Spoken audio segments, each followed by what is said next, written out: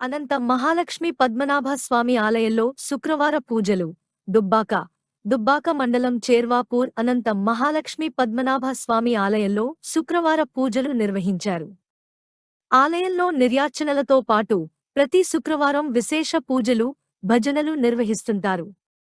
అందులో భాగంగా ఈ శుక్రవారం నాడు విశేష పూజలు, భజనలు నిర్వహించారు.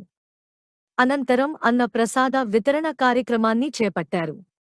ఈ కార్యక్రమంలో ఆలయ నిర్వహణ కమిటీ ప్రతినిధులు రాయిని అంబదాస్, సామలేటి అర్జున్, పెంటప్ప, సత్యం తదితరులు పాల్గొన్నారు.